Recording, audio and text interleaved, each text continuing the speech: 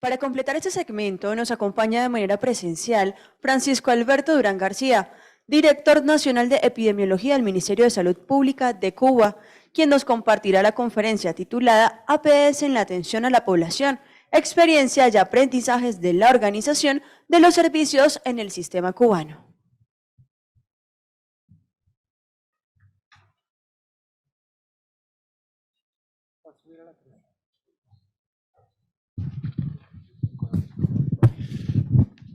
Bien, buenos días y muy agradecido por darnos la oportunidad de participar en este Congreso Internacional.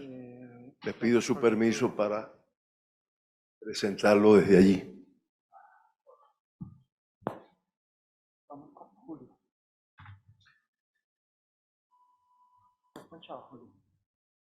lo saco?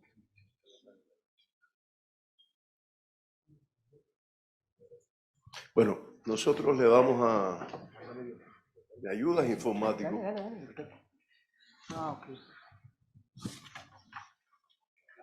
Ya, ok. Nosotros vamos a... Primero, en Cuba existe un sistema de atención primaria de salud, que es la base del Sistema Nacional de Salud, teniendo en cuenta el concepto de que el 70% de los problemas de salud se resuelven en la atención primaria. No necesitan muchas veces, o el 70%, ir a hospitalizaciones, a centros de otro tipo. Entonces, solo esto se modificó, como es natural cuando triunfa la revolución. Hasta el 1959, esta era la situación de nuestro país. Ese es el número de médicos que tenía Cuba. El 50% emigró cuando triunfa la revolución y se dedicaban fundamentalmente al ejercicio privado. La mortalidad infantil ahí la tienen. La expectativa de vida ahí lo tienen. Y el cuadro higiénico sanitario predominaban las enfermedades transmisibles, como muchas de ellas prevenibles por vacuna. Solo citar un ejemplo, la poliomielitis, que realmente causaba mucho daño. Existía una sola escuela de medicina, la Universidad de La Habana. 2021, ahí están el número de médicos, cuántos son médicos de familia, y solamente decir que el sistema de atención primaria, el plan del médico y la enfermera de familia tiene cobertura en todo el país. La mortalidad infantil 7,8. La expectativa de vida ahí lo tienen.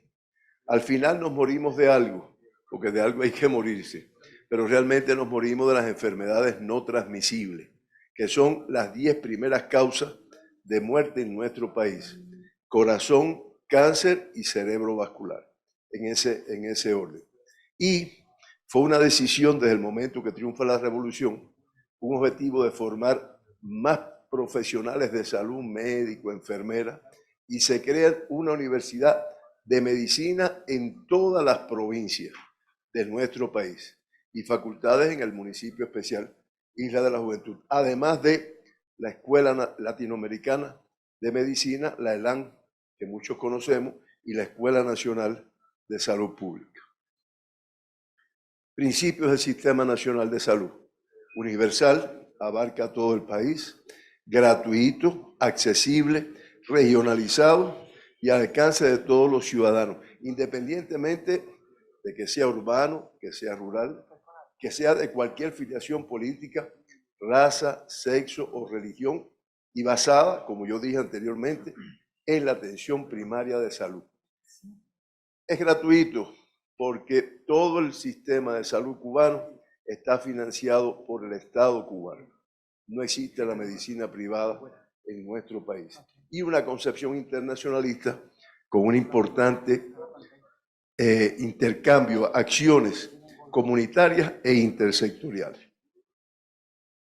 Aquí están los niveles de atención: el primario, con los consultorios y los policlínicos; el secundario, con los hospitales, que puede ser un hospital provincial, un hospital municipal; y el terciario, con los institutos de salud de nuestro país. Aquí viene la red de instituciones de salud: número de policlínicos, consultorios, servicios estomatológicos, 20 unidades de subordinación nacional dentro de los hospitales. Ahí está el Instituto de Cardiología, de Endocrinología, el Instituto de Cáncer. Existen todos estos institutos. Los hogares maternos, los hogares de ancianos, las casas de abuelos y los institutos de investigación. Atención primaria de salud. Está integrada por los consultorios. Ahí se ponen varios ejemplos de construcciones de consultorios y el policlínico, que tienen una interrelación muy directa con los hospitales y los institutos. Atención primaria de salud. El principio, el concepto es atención al individuo, la familia, la comunidad y el medio ambiente, con una dispensarización que hace ese médico de la población que atiende mediante el análisis de la situación de salud, visitas de terreno, consultas, ingreso en el hogar, un grupo básico de trabajo que está integrado allí, que tiene todas estas especialidades que están ahí, docencia, investigación y el análisis de la situación de salud, que es lo que le permite realmente la dispensarización que hablamos aquí inicialmente. Los recursos humanos aquí están. Un médico por cada 104 habitantes, un estomatólogo por cada 609,6 y un personal de enfermería por cada 133 habitantes. Un tecnólogo por cada 174,6 y un licenciado en salud por cada 59. 9,2 médicos por cada 1000 habitantes. Formación de recursos humanos. Cuba tiene una particularidad desde el punto de vista de las universidades. En Cuba las universidades no pertenecen al Ministerio de Educación Superior, pertenecen al Ministerio de Salud Pública. Por lo tanto, el sistema de salud forma sus propios recursos humanos.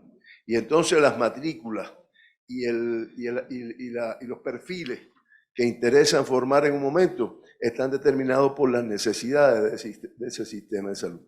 Eso, yo fui viceministro de docencia, recorrí el mundo y no lo he visto en otro lugar. Todos tienen un Ministerio de Educación Superior que por encargo forman profesionales muy bien formados, no hay nada que criticar, pero realmente no es con el concepto. Y ahí tienen el número de universidades, de facultades de estomatología, de tecnologías de salud y enfermería, filiales de ciencias médicas, la Escuela Nacional de Salud Pública y un claustro de 34.600 docentes. Otra particularidad de la formación de recursos humanos. Se forman en la práctica, o sea, las aulas, la universidad, el campus universitario, pero realmente todos los hospitales, los policlínicos son escenarios docentes, porque se forman mucho en la práctica, independientemente de 2 primeros años, con unas ciencias básicas muy fuertes. Matrícula en las universidades, ahí las tienen. Miles, y eso todos los años cambia, reitero, en dependencia de las necesidades. Consultas por habitante, en lo cual en la atención primaria de salud, ahí tienen consultas estomatológicas y consultas médicas que se logran en nuestro país. Indicadores: esperanza de vida, 78,45. Las mujeres viven un poco más que los hombres, es lógico, sufren menos. La cobertura de atención, es lógico, sufren menos. La cobertura de atención, 100%. La mortalidad, 7,8. Fíjense, yo digo 7,8 porque es la mortalidad de este año. Y parece que vamos a cerrar. Pero solo recordar que hará 4 años la mortalidad nuestra era de 4,5. Las situaciones de la pandemia realmente nos afectó, pero la nuestra era realmente esa todavía más baja. El menor de 5 años, el 99,9% de nuestras embarazadas paren, por decirlo de alguna manera, en instituciones de salud. Y de los logros de la atención primaria, porque hay que decirlo así, fue el primer país en el mundo que en el año 2015 recibió la certificación de la Organización Mundial de Salud de la eliminación de la transmisión materno-infantil del VIH y de la sífilis congénita. Y a través de los años se ha venido ratificando esa condición de eliminación de la transmisión materno-infantil. Programa de inmunizaciones. La mortalidad por enfermedades infecciosas, que ustedes vieron al principio, en la primera pantalla, ¿qué por ciento era? Es 1% y en ocasiones disminuye del 1%.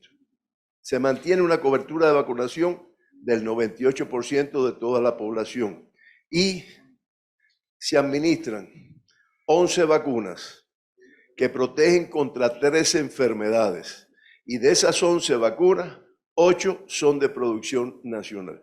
Por eso hay veces que me preguntan, ¿y cómo ustedes lograron hacer la vacuna contra la COVID? Único país de América Latina. Bueno, realmente primero por la necesidad que teníamos. Si no hubiera sido así, no hubiéramos tenido la vacuna por los precios que tenía en ese momento.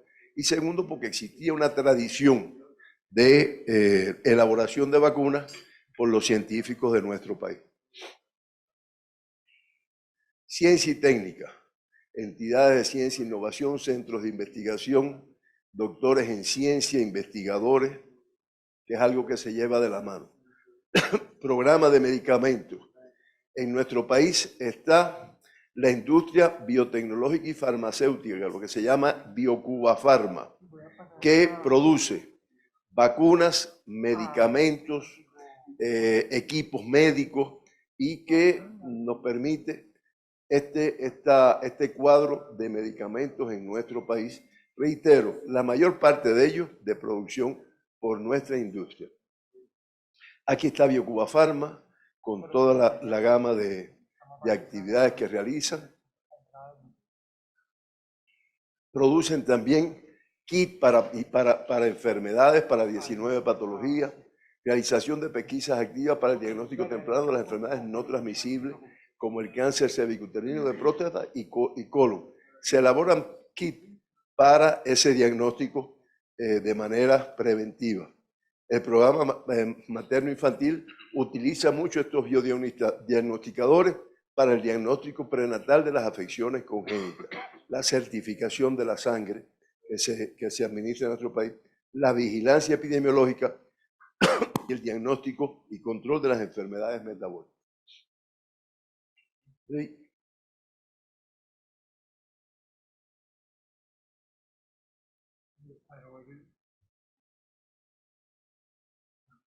Comportamiento de la COVID.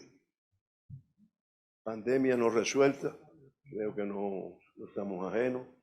Unos países más, unos países menos, oleadas en determinados momentos. Las Américas, que estuvo de epicentro durante muchos años, realmente mantiene un número de casos, aunque no es lo más importante. Y Asia, en estos momentos, con un número importante de casos. En Cuba, ¿cómo se enfrentó la pandemia?